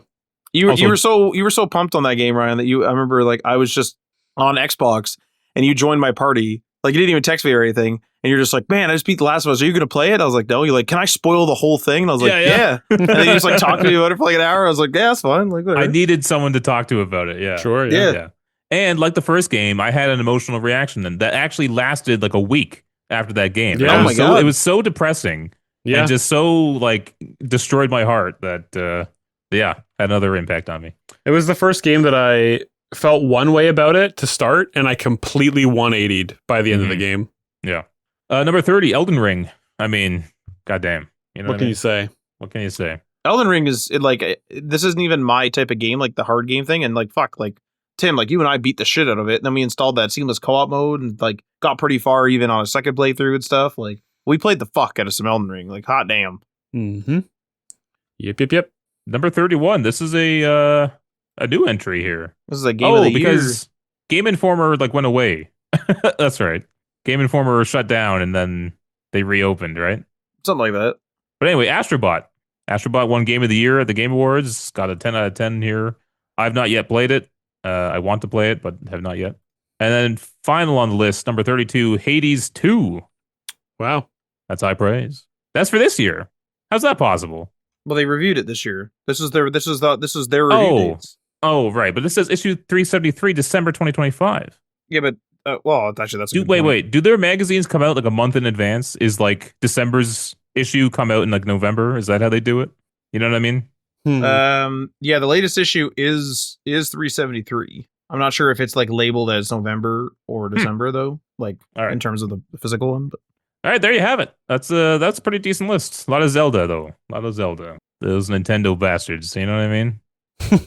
those Yes. I mean, both of your Last of Us, like as much Last of Us as you could want, was on that list. Actually, yeah, and Naughty Dog also had Uncharted 2 on there as well. There you go. All right, moving on to what we're playing. Tim, what are you playing? The biggest thing for me, honestly, has been obviously I've been playing Like a Dragon Infinite Wealth a lot recently. It's still very fun. I'm working my way through the story, working my way through the side stories. They're as ridiculous as ever. Always a good time. But the biggest thing actually was something I started playing today, which was a game that I have been looking for something to satisfy my desire for the genre for a long time, and nothing was doing it until now. And I wish that there was so much more to it because I'm just so enamored with the game. And it's called Tavern Keeper. It's Oh hell yeah! it's a little top-down, management sim type game where you run a tavern in a fantasy world with humans, dwarves, elves, orcs. You literally, there's just a couple of scenarios that you can play in early access in different areas of different kind of themes and stuff. The first one, you start literally in like a swamp and you have just like this rundown ramshackle tavern that you just kind of start buying kegs of shitty ale and then you put them on tap and you have a crappy little bar and a crappy little table. And sometimes people come in and buy your ale and that's it. You can make little decorations and stuff. And the art style is just super, super charming. And you do a little bit of like staff management, and there's a progression system in terms of like getting your ratings up for your drinks and your food and your services and your decoration and all these classic simulator rankings and things like that. And you got to worry about your efficiencies, making sure your employees are happy. And it's just so charming and so addicting. It's got little like story beat elements to it as well. You make a profile for the character that you are, that has different skills in terms of wits or intelligence or charm and things. And when characters come along for the story, you can make different dialogue decisions, and then it determines like different very minor changes to outcomes for those sorts of results and things. And I implore anybody to look it up who likes those kind of games, because it's just so friggin' charming, and I'm addicted to it. I've been addicted to it all day. Matt. Well, I was actually going to say that that game's been on my radar for quite a while. I've never played it, but it does look super damn fun. And I remember like not wanting to buy it, so I downloaded like a hotel keeper or something like that for free on mobile Yeah. to play that. That was a while. That's been a while now, but because I think Tavern Keeper's been out for a while, right? A little bit. It's in early access. There's like 3 levels, basically 3 scenarios that you can do. You can also do free play in any of them. And they also added different like in layouts for the building. And you get to, in the same way that you do for like 2 Point Hospital, 2 Point Hotel, 2 Point, those games where you like make the room, you do the layout of the room, and you kind of divvy up what rooms, what activities you can do where and what rooms and at what times, and when do you clean and when do you have the service staff out, and when's the kitchen open, when's it closed, where are the bathrooms, all this stuff. And then obviously as you go through and you achieve different star ratings through progression, you unlock different amenities and things, and then eventually you can get beds and you can rent out rooms so that adventurers can stay overnight. You can put up a billboard so that people can come by to post quests or whatever. Just all these like little fun things, and I'm just so excited for the future of the game and what else in terms of like functionality and features they're going to add. Like it's in the span of a day, it's become my like most anticipated full release game. That's pretty good. From like a smaller studio. And the funniest part, the studio that's making it is Greenheart Games, which the last game that they made was a game I played a really, really long time ago, Game Dev Tycoon. Oh, hell yeah. I played that game. So it's a huge departure from that. But yeah, and it's just so, I'm just so enamored with it. That's great. Matt? Me? Yeah, no, I didn't. I played an early access title as well, actually. I played the demo for a zombie game called Vane, and the game kind of aims to be like Project Zomboid, which is a pretty popular, I think, still early access game. But it's like a first-person game instead. And it's pretty cool. Like, it's definitely a demo. Like, the demo limits like your character levels. It limits where you can go to an extent as well. And then again, the game is in early access. You could pay for it, but it's like one of the first versions, so it's like very early access. But honestly, like we kind of beat. Like I played with a buddy, and like we beat the pretty well beat the demo, or like what you can do. Obviously, you keep playing if you want, but we basically kind of explored and kind of did everything and did like a road trip to like test our vehicles out and stuff. And it's pretty cool. Like there's a lot of stuff you can do in the game. Like even the cars are really detailed. For example, like you can like you have to like replace like the belts and the lights, and you have to find like the key, or you can hotwire it. You can replace like the chassis and do repairs to things and things like that. I think there might even be like circuitry and things eventually, which you could do. But it's just like Zomboid. It's like you have to like block out the lights, so you get like newspapers to cover the windows and things, and shut the curtains and all that stuff. And you eventually get infected. And then you like eventually die. There's no cure, just like Zomboid. It's pretty fun. Like it's definitely really early. I don't think I'm going to necessarily buy it yet because it's so early, but it's definitely a really cool one. Other than that, I tried out Black Ops 7 last night. It dropped last night as of recording this, and it's been a bunch of fun. The default classes friggin' suck, at least for my play style, and I was having a hell of a time. I unlocked the custom classes finally, and actually put a gun together and just started doing really good. So that's been good. And we did a little bit of Black Ops 6 as well as some Power Wash Simulator 2. That game's ridiculous, but some Power Wash Simulator 2. And then I started something really random. I started frickin' Cyberpunk. Started again, right? Started again, yeah. My game got screwed over by the update with Phantom Liberty and all that. So my character got screwed over actually from that because I couldn't respec everything. I couldn't respec like the attribute points. I could only respec like the other, like the skill points, I think. And so I was like, okay, like maybe I'll kind of like try to force my way through. Maybe I can lower the difficulty or something because my character build was kind of broken. And then I waited another few months. Some updates came out, and then I booted the game up, and I was just on a random fucking mission. Like I didn't know who this person was. And I asked like someone I knew that like had played the game. And I was like, hey, like, do you know who this person is? Like, yeah. Like, she's like a huge part of the story. I was like, how did I get here? And they're like, oh, there's a whole lead up to it. And I was like, I remember where I ended and there was no lead up. So something terrible happened to my save. So I restarted and I'm still in the introduction to the I can free roam and do all that kind of thing. And so I'm doing some side missions right now because I barely did any side missions before. Because even before the patch, my character was kind of underleveled. So I'm doing a little bit of that. But I'm enjoying my time. Enjoying my time with it. I want to try to beat it this time. The problem with Cyberpunk is like it requires like a lot of time, I think. And like a lot of time where you're like sitting there and just like you can just have like a 15-minute conversation with somebody.